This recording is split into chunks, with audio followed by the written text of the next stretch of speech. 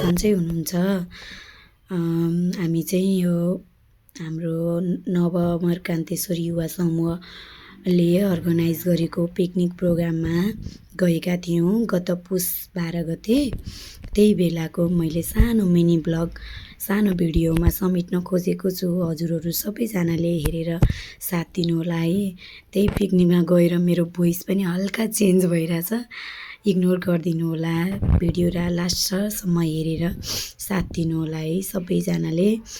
अनि यो हामी चाहिँ पशुपतिबाट बिहान 7 बजे ककनीतर्फ लागेका थियौँ। अनि त्यो पिकनिकको यो भिडियो बनाउँदै गर्दा मलाई चाहिँ के याद आयो भने है, हामी सानो छँदा वनभोज जाने, वनभात खान जाने भन्थ्यौँ कि।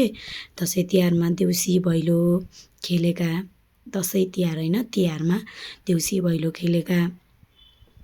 चामल पैसा हुन्थ्यो नि त, अब त चामल पैसा चामल कसले किनिदिनु।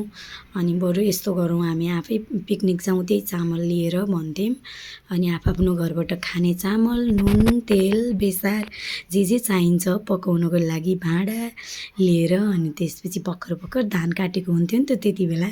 अनि बाँझो खेतमा गएर अनि खाना बनाउने, खाने, खेल्ने गर्थ्यौँ के। त्यो बेलाको त्यो मोमेन्ट भनेको साँच्चै नै गोल्डन मोमेन्ट नै हो के। अब त्यो दिनहरू फर्केर पनि आउँदैन है। अहिले त यो पिकनिक पनि मोडर्नाइज भइसक्यो, मजाले एउटा अर्गनाइज गर्यो, क्याटरिङलाई जिम्मा दियो पकाउने सबै थोकको कामहरू। अनि फुल इन्जोय गर्न जाने हो कि अहिले त। त्यति बेला त पकाउने एउटाको जिम्मा हुन्थ्यो, भाँडा माझ्ने एउटाको जिम्मा हुन्थ्यो है। यस्तो चाहिँ कोले गर्नुभयो सानोमा कमेन्ट गर्नुहोला है सबैजनाले। अनि त्यसपछि अलिअलि बच्चाहरूलाई गेमहरू पनि खेलाइयो। अनि त्यसपछि हाम्रो यो नवअमरकान्तेश्वर युवा समूह चाहिँ कहाँ छ भन्नुहुन्छ भने हाम्रो यो पशुपतिनाथ मन्दिरको अगाडि रहेको वज्रघरमा अवस्थित छ है यो संस्थाको कार्यालय चाहिँ।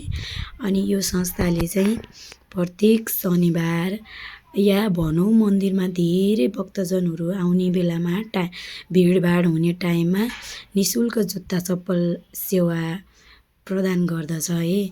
यो सेवा कतिजनाले त प्रयोग पनि गर्नुभएको छ होला, कतिजनालाई थाहा छ होला, कतिजनालाई थाहा छैन होला। मैले यही भिडियो मार्फत हजुरहरूलाई जानकारी गराएँ है त्यहाँ। अनि त्यसपछि यहाँबाट हामी खानासाना सबै ब्रेकफास्ट, लन्च, डिनर सबै गरेर अनि बेलुकाको त्यस्तै कति बजे 5 बजीतिर चाहिँ एकदम हावा चल्दो रहेछ कि। अनि त्यसपछि त्यही हावा चल्न थालेपछि बच्चाहरू लिएर गएको फ्यामिलीहरू सबैजना, साना बच्चाहरू चिसो लाग्छ भनेर फर्क्यौँ। अनि धेरै रमाइलो भयो। हजुरहरू सबैजनालाई धेरै धन्यवाद है।